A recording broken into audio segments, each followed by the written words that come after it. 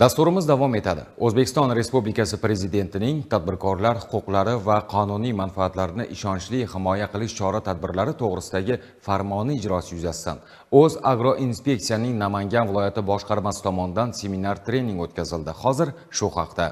Xabaringiz bor, tadbirkorlarga qonunchilik talablariga amal qilgan holda faoliyat yuritishiga ko'maklashish va qonun buzilishlarining barvaqt oldini olish mexanizmlarini takomillashtirish, ularning huquqlarini ishonchli himoya qilish va nazorat qiluvchi organlarning mas'uliyatini yanada oshirish maqsadida 2024-yilning 14-noyabrida Prezident farmoni qabul qilingan. Mazkur farmon bilan tadbirkorlar uchun qulay biznes muhitini yaratish hamda ularning qonuniy manfaatlarini himoya qilish bo'yicha bir qator vazifalar belgilab berilgan. Ushbu topshiriq va vazifalardan kelib chiqib, agrosanoat majmui ustidan nazorat qilish inspeksiyasining Namangan viloyati boshqarmasi hamda tumanlar rahbarlari va xodimlari ishtirokida tadbirkorlarning tadbirkorlik sohasidagi majburiy talablardan xabardorligini oshirish mavzusiga bag'ishlangan o'quv seminari o'tkazildi. Unda so'zga chiqqanlar farmon mazmun mohiyatiga alohida to'xtalib, xodimlar tomonidan o'tkaziladigan nazorat tadbirlarida farmon talablari asosida ish tashkil etish kerakligini aytib o'tdilar. Ta'kidlanishicha, tadbirkorlik subyektlarida tekshirish o'tkazish huquqiga faqatgina 43 ta nazorat organi haqli.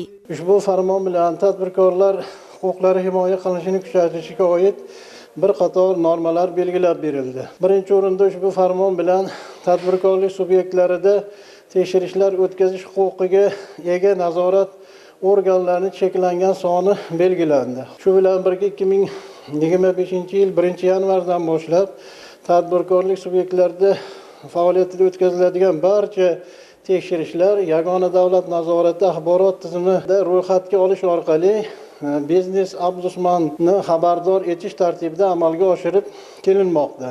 Tekshiriladigan tadbirkorlik subyektlari aniq bo'lmagan holatlarda esa, shuningdek fuqarolarning hayoti va sog'ligiga, jamoat xavfsizligiga, davlat manfaatlariga, atrof muhitga zarar yetkazish xavfining tezkor oldini olish yoki bartaraf etish maqsadida tadbirkorlik subyektlari faoliyatida farmonning 2-ilovasiga muvofiq tekshiruv boshlangandan so'ng 24 soat ichida yagona davlat nazorati axborot tizimida ro'yxatga olish orqali biznes ombudsmanni xabardor etish tartibida amalga oshiriladi.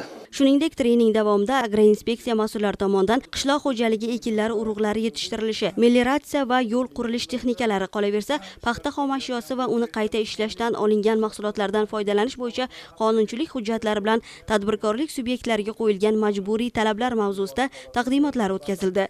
Har bir taqdimot uchun 20 daqiqadan vaqt ajratilib, mavzular yuzasidan xodimlarning bilimlari yana bir bor mustahkamlandi. Trening yakunida ishtirokchilar o'zlarini qiziqtirgan savollarga mutaxassislardan atroflicha javob oldilar.